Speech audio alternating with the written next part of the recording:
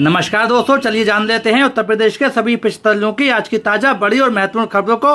लेकिन उससे पहले वीडियो को लाइक कमेंट जरूर करें और साथ ही ये भी बताएं कि आप इस वीडियो को किस जिले, शहर या गांव से देख रहे हैं।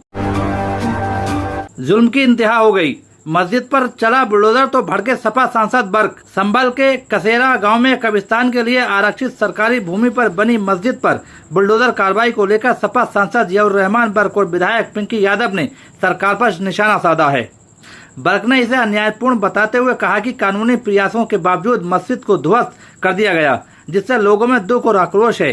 संभल में मस्जिद पर बुलडोजर एक्शन को लेकर सपा सांसद जियाउर रहमान बर्क और विधायक पिंकी यादव ने सरकार को घेरा है, जिसको लेकर बर्क ने एक पोस्ट भी किया है। उन्होंने लिखा कि जुल्म की इंतहा हो गई है। लाख कोशिशों, गुजारिशों और कानूनी प्रयासों के बावजूद संभल प्रशासन द्वारा कसेरवा गांव में मस्जिद को शहीद कर दिया गया। ऐसा महसूस होता है कि अधिकारियों द्वारा आंखों पर पट्टी बांधकर एक तय निशाने के साथ कार्रवाई की जा रही है।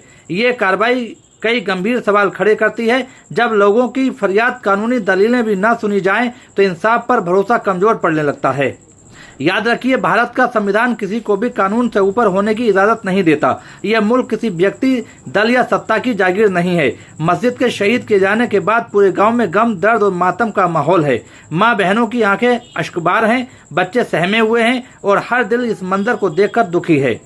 अगर किसी को ये लगता है कि ताकत के दम पर लोगों की आवाज दबा दी जाएगी, तो ये उसकी गलतफहमी है। नाइंसाफी के खिलाफ ये आवाज हर हाल में बुलंद होती रहेगी। एसपी विधायक पिंकी यादव ने भी जताई नाराजगी। पिंकी यादव ने एक्स पर किए एक पोस्ट में लिखा कि संभल में मस्जिद पर बुलडोजर चलाकर प्रदेश की वर्तमान बीजेपी सरकार ने जिस प्रकार प्रायोजित ढंग से एक विशेष समुदाय, खासकर पीड़ित समाज को निशाना बनाने व परेशान करने का वातावरण बनाया है, वे अत्यंत चिंताजनक है। मस्जिदों और दरगाहों पर आए दिन बुलडोजर की कार्रवाई हो रही है। अब घरेलू सिलेंडर भी हुआ महंगा, जाने कितने रुपए बढ़ गई गैस की कीमत, बिगड़ा रसोई का बजट। सरकार ने पेट्रोल, डीजल, सीएनजी और कमर्शियल सिलेंडर के बाद अब घरेलू एलपीजी सिलेंडर के दाम भी बढ़ा दिए हैं। जानिए अब एक सिलेंडर आपको कितने रुपए का मिलेगा। देश में महंगाई ने आम आदमी का दम घोट दिया है। जरूरत का सामान दिन ब दिन महंगा हो रहा है। दूध, पेट्रोल, डीजल और सीएनजी के बाद अब देश में घरेलू एलपीजी सिलेंडर के दाम भी बढ़ा दिए गए हैं। समाचार एजेंसी पीटीआई ने सूत्रों के हवाले से बताया कि गैस कंपनियों ने एलपीजी सिलेंडर के दाम में 29 रुपए का इजाफा कर दिया है, जिसके बाद अब घरेलू सिलेंडर की कीमत 942 रुपए हो गई है। दिल्ली एनसीआर में 14 किलो वाले घरेलू एलपीजी गैस सिलेंडर के दाम अब 942 रुपए हो गए हैं। वहीं 5 किलो वाले सिलेंडर का रेट 339 रुपए है। इसके अलावा 19 किलो वाले कमर्शियल सिलेंडर की कीमत 3113 रुपए 50 पैसे कायम है। पेट्रोल, डीजल के दाम बढ़ने के साथ ही एलपीजी घरेलू सिलेंडर के दाम बढ़ने के कयास भी लगने शुरू हो गए थे। 28 फरवरी को शुरू हुए ईरान युद्ध की वजह से सप्लाई में आई दिक्कतों के बावजूद भी घरेलू एलपीजी सिलेंडर के दाम नहीं बढ़ाए गए थे। सरकार ने 1 मई को कमर्शियल एलपीजी सिलेंडर की कीमतों में इजाफा किया था। कमर्शियल सिलेंडर 933 रुपए और 5 किलो वाले सिलेंडर के दाम में 261 रुपए की बढ़ोतरी की गई थी। इसके बाद 1 जून को कमर्शियल सिलेंडर 42 रुपए महंगा हुआ था। वाराणसी में अब नहीं मिलेगा मीट, मांस और मछली, शहर से बाहर शिफ्ट होंगी सारी दुकानें। नगर निगम का नए प्लान पर मुहर। वाराणसी नगर निगम ने शहर के भीतर संचालित मीट, मांस और मछली की दुकानों को शहर की सीमा के बाहर स्थानांतरित करने की योजना को मंजूरी दे दी है। पहले चरण में रामनगर, सुजाबाद, गणेशपुर, अबलेशपुर और शिवपुर क्षेत्रों में आधुनिक मीट मार्केट विकसित किए जाएंगे। नगर निगम का दावा है कि इस पहल से शहर में स्वच्छता व्यवस्था बेहतर होगी, यातायात संबंधी समस्याओं में भी कमी आएगी। वाराणसी नगर निगम की सदन बैठक में शहर के भीतर संचालित मीट, मांस और मछली की दुकानों को शहर की सीमा से बाहर स्थानांतरित करने की योजना को मंजूरी दे दी गई है। टाउन हॉल में आयोजित सदन की बैठक में इस प्रस्ताव पर मुहर लग गई। शहर की सीमा के बाहर बनाए जाएंगे आधुनिक मीट और मछली बाजार।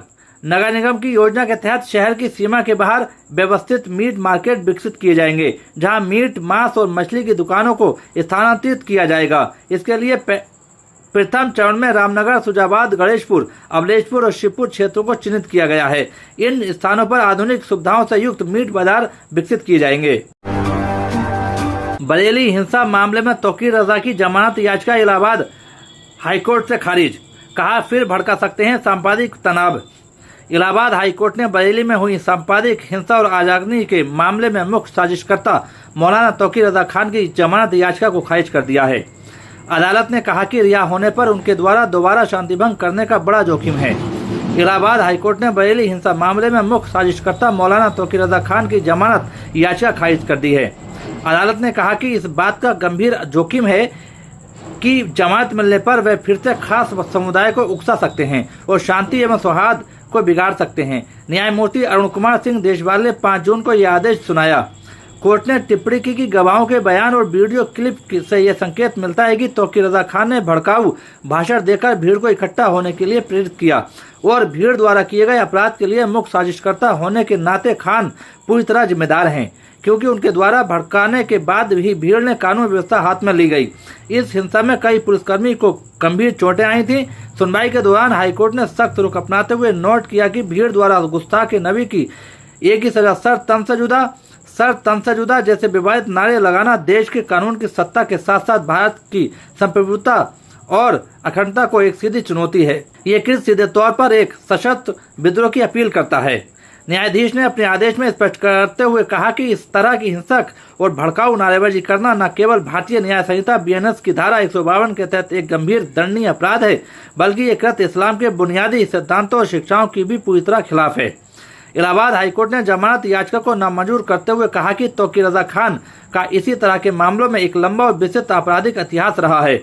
ऐसे में इस बात का बड़ा जोखिम है कि यदि उन्हें जमानत पर रिहा किया गया तो वो फिर से एक विशेष समुदाय को भड़का सकते हैं और समाज की शांति व सद्भाव को बिगाड़ सकते हैं।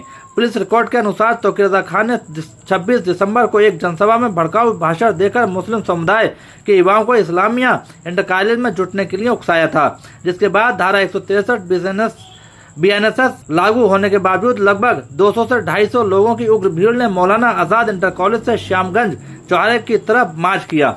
इस भीड़ ने हाथों में बोर्ड ले रखे थे और लगातार भड़काऊ नारेबाजी कर रहे थे।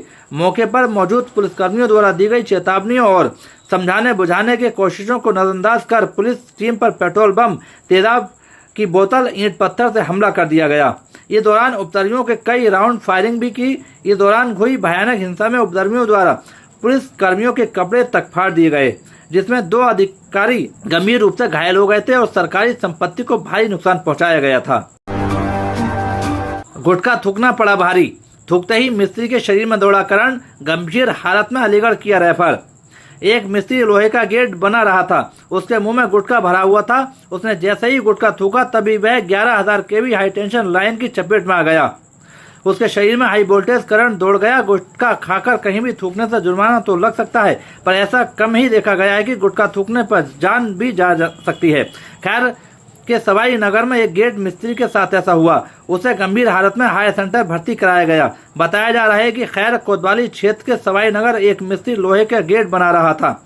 उसके मुंह में गुटखा भरा हुआ था। उसने जैसे ही गुटखा थूका तभी वह 11,000 kV हाई टेंशन लाइन की चपेट में आ गया। उसके शरीर में हाई वोल्टेज करंट दौड़ गया। करंट लगने से युवक बुरी तरह झुलस गया। परिजन उसे तुरंत खैर सामुदायिक स्वास्थ्य केंद्र ले गए। प्राथमिक उपचार के बाद डॉक्टरों ने उसे अलीगढ़ रेफर कर दिया। घायल को 108 एम्बुलेंस से हायर सेंटर भेजा गया। उसकी हालत अभी भी गंभीर बनी हुई है।